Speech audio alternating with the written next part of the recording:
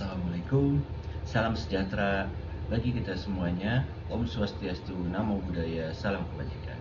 Saya Rizal Fahmi Saiful, peserta Latsar CPNS Kemendikbudristek Angkatan 2, kelompok 4 tahun 2024 dengan pemateri dari Bapak Dr. Andes Zulkifli Azam, MSc.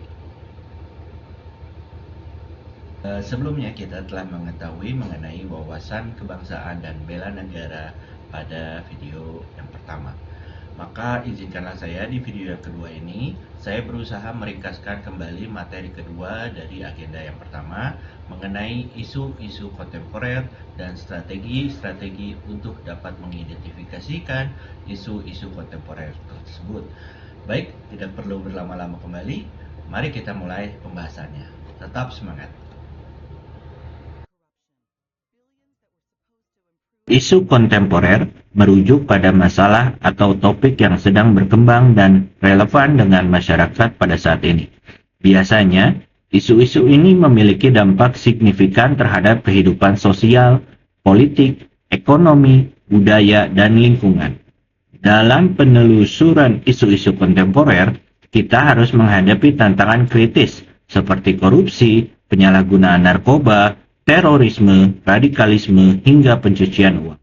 Pendekatan terstruktur diperlukan mulai dari identifikasi isu dalam organisasi hingga analisis mendalam melalui kerangka analitis seperti APKL dan diagram Fishbone.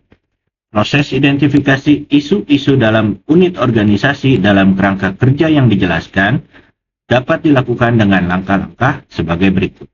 Yang pertama, pemindaian isu atau isu scanning.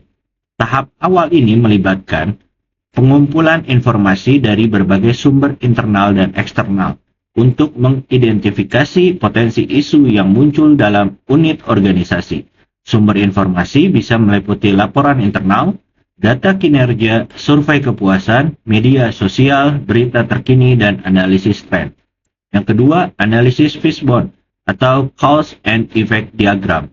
Setelah isu-isu potensial teridentifikasi, maka tahap selanjutnya adalah menganalisis akar penyebabnya. Analisis Fishbone membantu mengidentifikasikan faktor-faktor utama yang berkontribusi terhadap munculnya suatu isu. Diagram ini menggambarkan isu utama sebagai kepala ikan dan kemudian menguraikannya menjadi tulang punggung yang mewakili kategori penyebab seperti manusia, metode, mesin, material, lingkungan, dan manajemen. Yang ketiga yaitu pemprioritasan isu. Setelah analisis Fishbone, isu-isu yang teridentifikasi perlu diprioritaskan berdasarkan tingkat keparahan, dampak, dan urgensinya. Hal ini bisa dilakukan dengan menggunakan kerangka analitis seperti APKL, aspek, penyebab, kualitas, dan lokus. APKL membantu mengevaluasi isu dari berbagai sudut pandang, sehingga memudahkan dalam menentukan urutan prioritas penanganan. Dan yang keempat, dokumentasi dan validasi.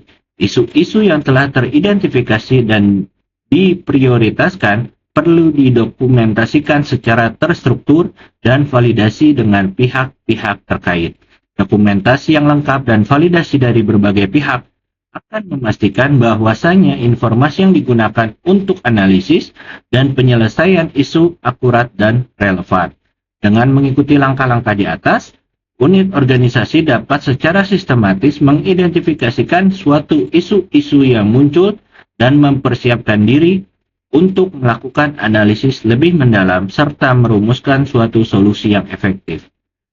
Rencana penyelesaian isu yang rinci dengan melibatkan mentor dan adanya umpan balik dalam konsultasi menjadi kunci efektivitas dalam menangani suatu masalah.